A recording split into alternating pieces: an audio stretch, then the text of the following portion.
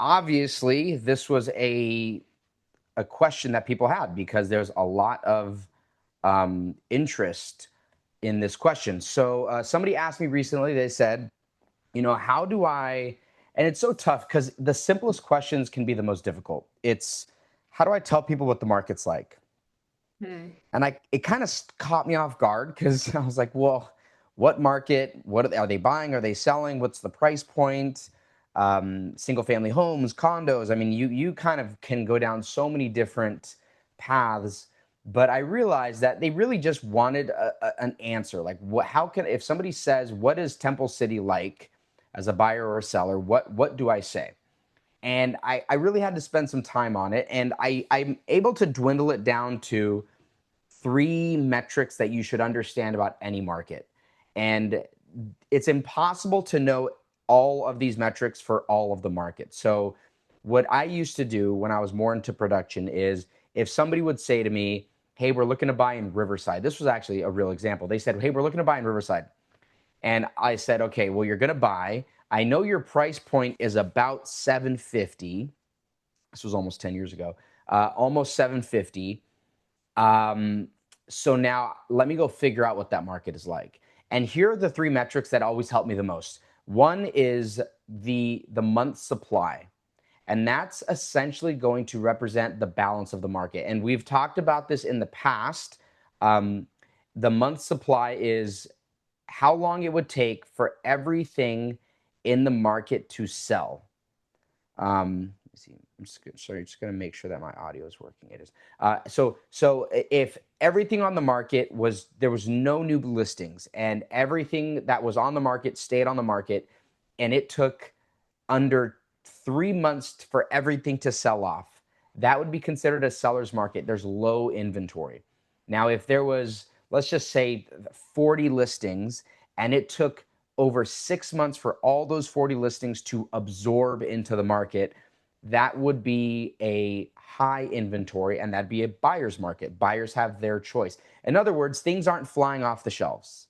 Okay. If I was a bakery and I put out fresh bread in the mornings and it sat there for 7 hours, well, people aren't really liking my bread, are they? Now, if I couldn't keep bread on the shelves, that means there's a huge demand, and that means people have got to be there because the inventory gets absorbed really quickly. Okay. Now, and by the way, we're going to get this in application. I'm going to show you how to find these things yourselves. Um, now, other one is days on market. This one should be somewhat self-explanatory. If you go on the MLS and you see that there is a listing that your buyer wants, and you see that it has been on the market for 242 days, that immediately raises a flag in your mind. You're thinking, something, what's up with this house? Like, what's the catch? What's the deal?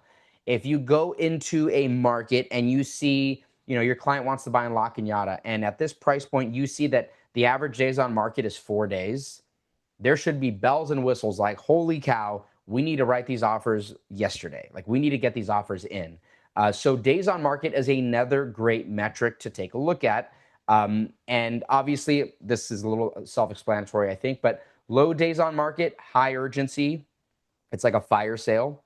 Rising days on market, you know that something's going on. It could be the price points, it could be the area, it could be the economics, just the world that we're living in. Um, but this is going to show honest signals. It's going to show how fast things are actually moving, a specific home. And then last but not least, this is personally my favorite one because I use this a few different ways, and that is your list to sale ratio. Now, what I mean by that, I'm going to use a really easy number, $1 million house. If you see that $1 million house sold for $1.1 million, you know that it sold over asking. If you see that $1 million house actually was listed for a million, but it sold for $900,000, you know that the buyers are kind of able to negotiate the price down a little bit. And the beauty of these metrics is they all kind of play a factor. So when you're investigating a market for somebody, it's important that you look at each and every single one of these. Now, there is a cheat sheet that I will show you that will show you all these metrics at the same time. Sorry, I should have gone to the next slide. So obviously 100% or higher, you know that it's the buyers are, you know, the sellers are winning. They're getting what they want. They're getting more than they want. Below 100%, obviously the buyers are kind of beating people up on the price. Now, what I've always reminded people is the list price is kind of like what you'd like to get. But when you see what things are actually selling for, that is reality. And that's what we're always going to pay attention to. But the reason why I like this metric so much is this must have been 2020. Oh, no, it was in 2021 when the market was just insane. It was an artificial market. COVID was going on. It was wild. And we were working with a lot of buyers at that time because interest rates were so low. But we would look at a list to price ratio for a certain area. And if it was 110%, which by the way was not uncommon, then I would actually go to our clients and say, hey, look, the list to sale percentage is 110%. I know this house that you like is $700,000. Would you be willing to write an offer of $770,000 to get this thing off the market? And we did that more than one time. And they were so grateful for it because, and here's why it was helpful. We weren't guessing. We were able to look at the market and see, well, prices are going 7, 8, 9% over ask.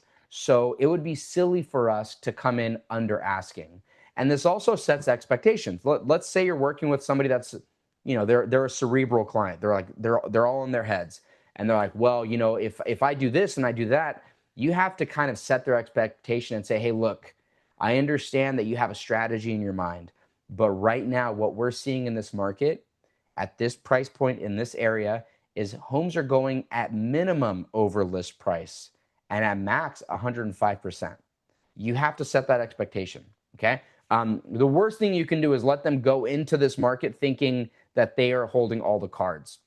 So now this is just an example. I know this is oversimplified because this won't always be so clear cut.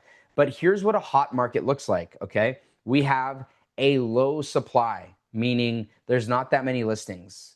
That means that it's a seller's market. There's 2 months worth of inventory. Low days on market. When a listing hits the market, it's gone in 7 days. And this is like the triple whammy. And they're all going 102% over list price.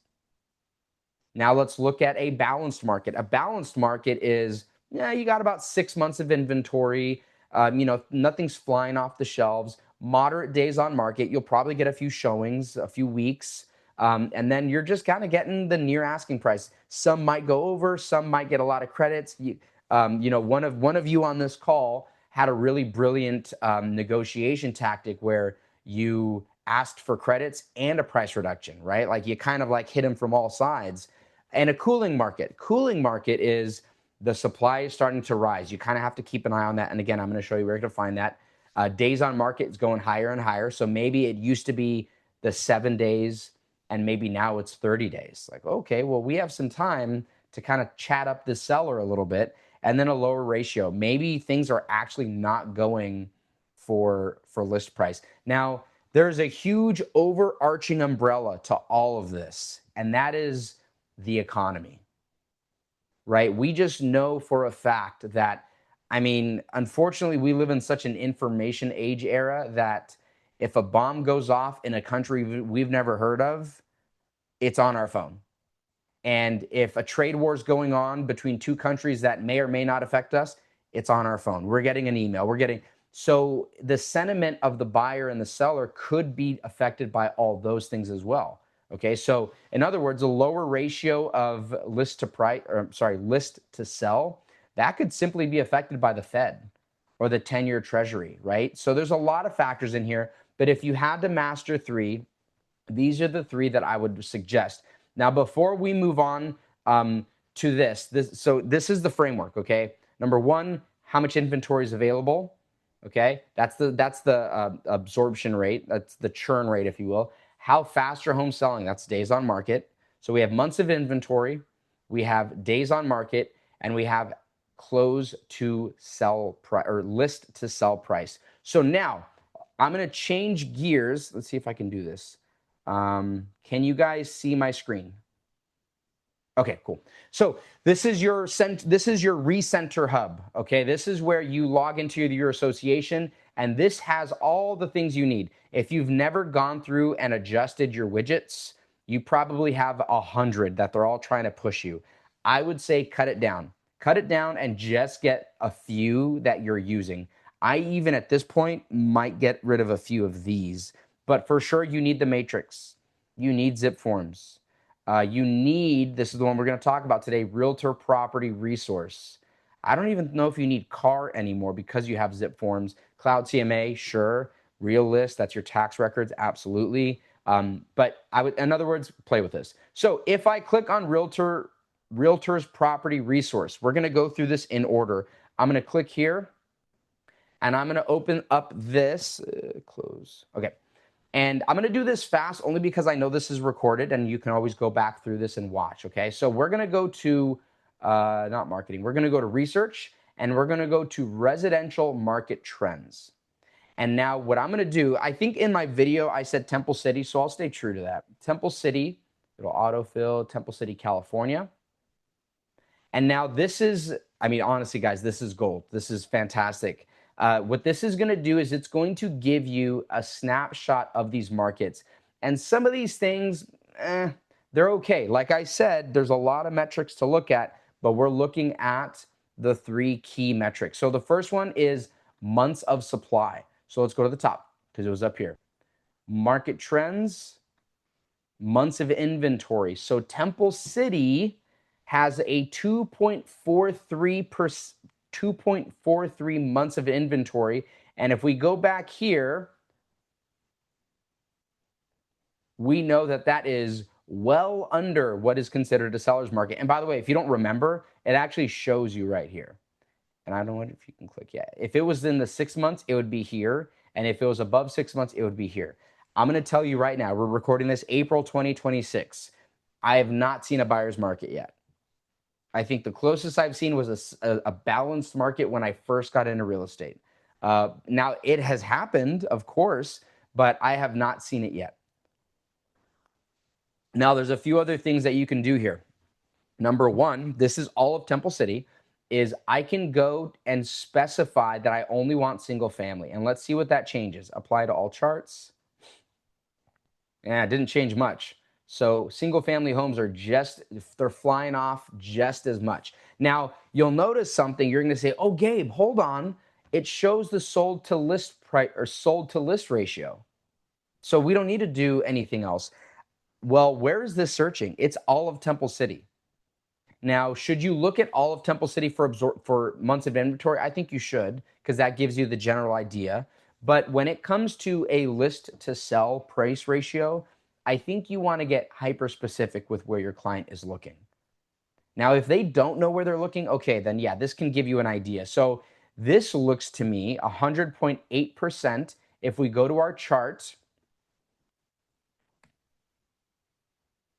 that means it's just about here. So it's a pretty balanced, I would say, which tells us that price behavior reveals what the market will actually pay. So the market, by the market, I mean the buyers are actually paying what the sellers are asking, give or take. So if you have a buyer that going into the Temple City market, I would say, hey, look, there's not a lot of inventory, as we can see by the months of inventory. The good news is we kind of have some negotiation power here. Like we can kind of go back and forth. The sellers are probably going to get what they want, and what you see on the sticker price, you might very well get.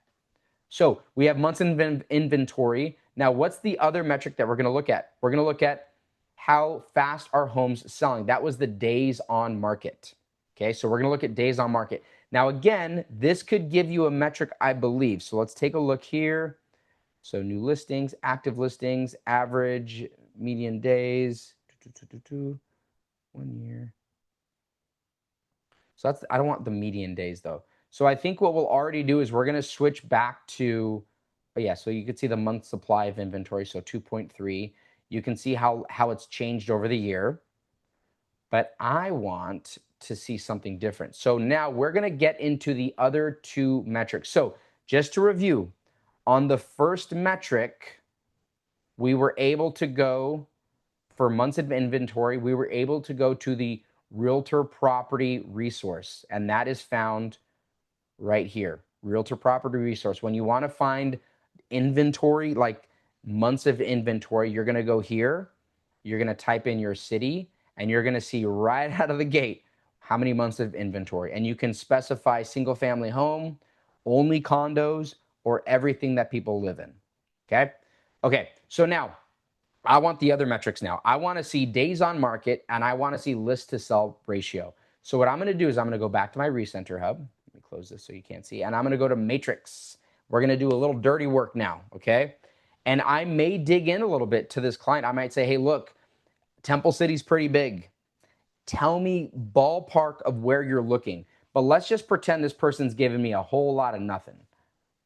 So what I'm going to do is I'm going to say, I'm going to put in the whole city of Temple City, and I'm going to look for active in escrow and close, and I seriously want like the last 30 days, okay? And maybe let's go in order. First, I'll just do active. Let's just do that. And I want single family homes, single family residence. So 27. So now what I'm going to go to is I'm going to go to my results. And remember, I've done this fast in the past.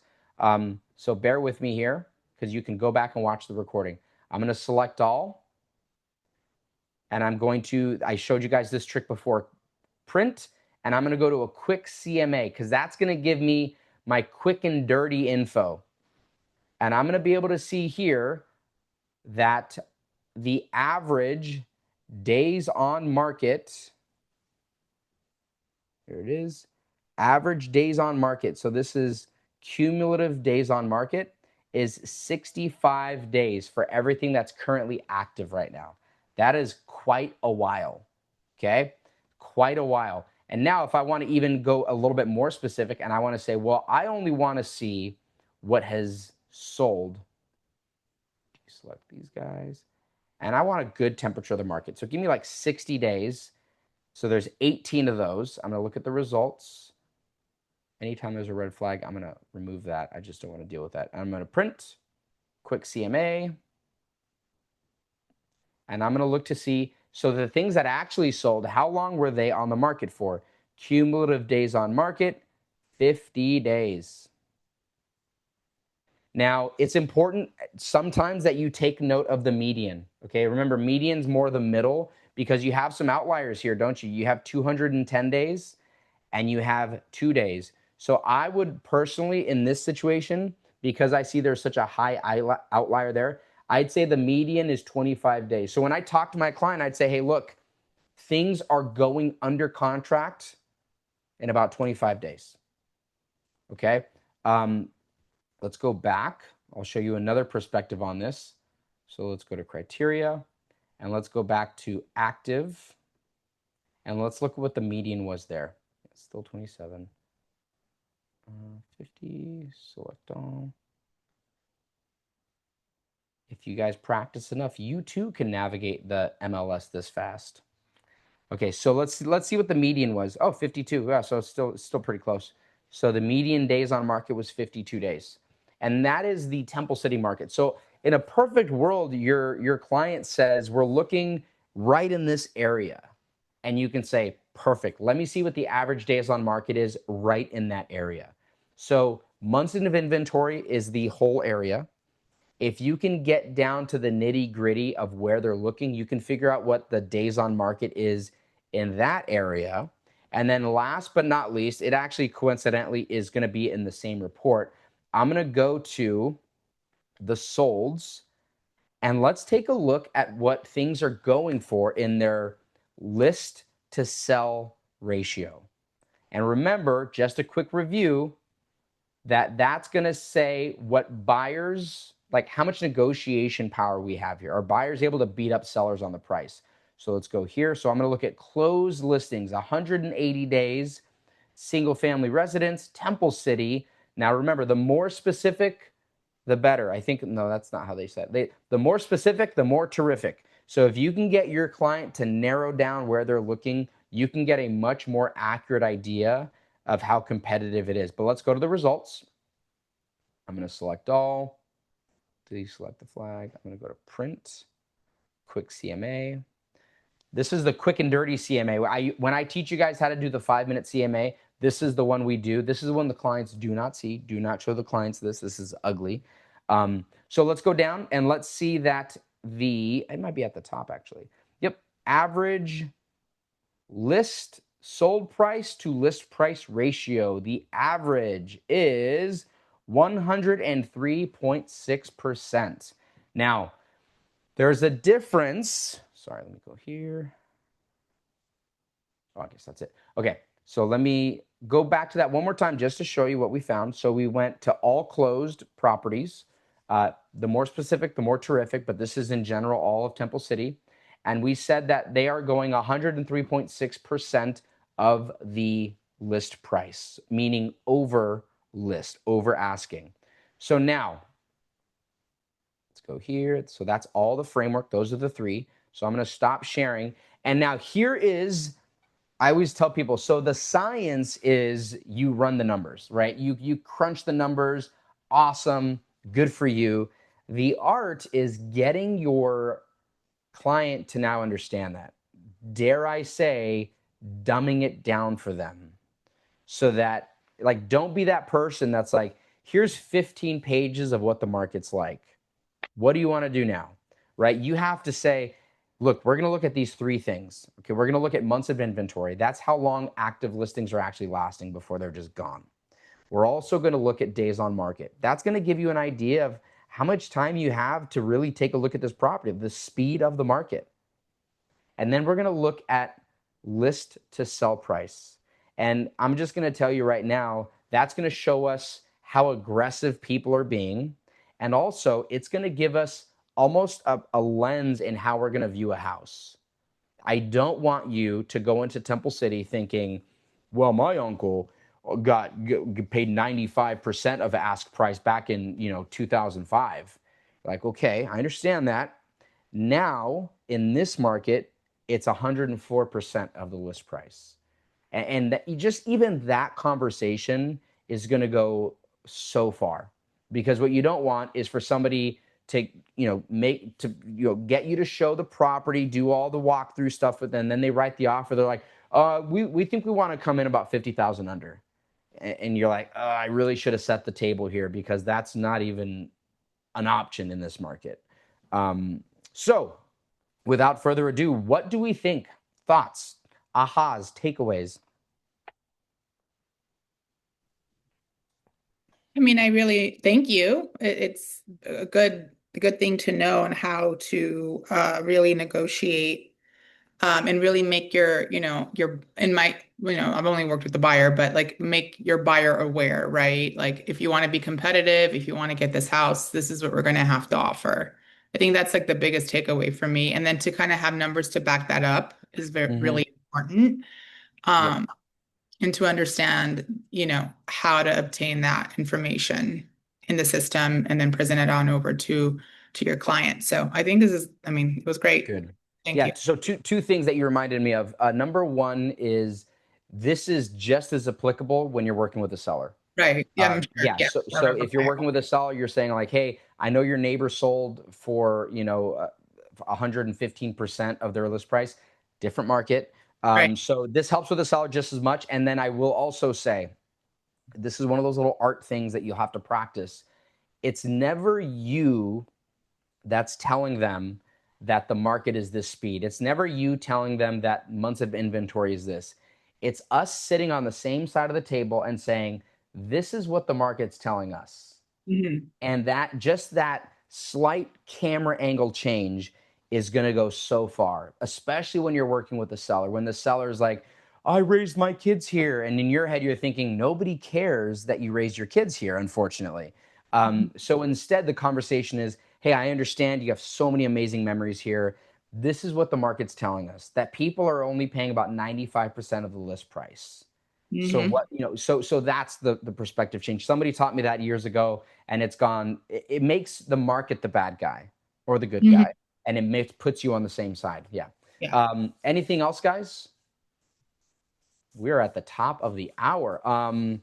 Just one little note, just a reminder, when you're working with a client, the sooner you can put them in your command pipeline, it just saves a lot of work. And personally, I think we'll get up to, this is like a more advanced class, but the pipeline or opportunities, whatever they call it, is a great way to almost treat your, it's going to sound bad, almost treat your client like an assembly line. Like, we've just opened escrow. What are the things we always do for our clients at this point?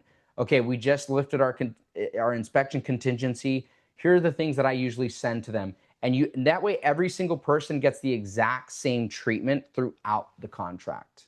Yeah. My wife and I, we tag team, and we helped somebody buy, and one of the notifications popped up and it said client box. And she's like, what's a client box? And I said, throw in any silly things that remind you of the client and just drop it off by their house. So it was like a bottle of wine, a chocolate bar, a stress ball, like when they're opening escrow. So, I mean, but it just showed that because we built that system, it almost automatically got my wife to do it. So just a reminder, start playing with those things though. So we're at the top of the hour, guys. You have an amazing weekend if I don't see you the rest of today, and we'll see you guys next week, okay?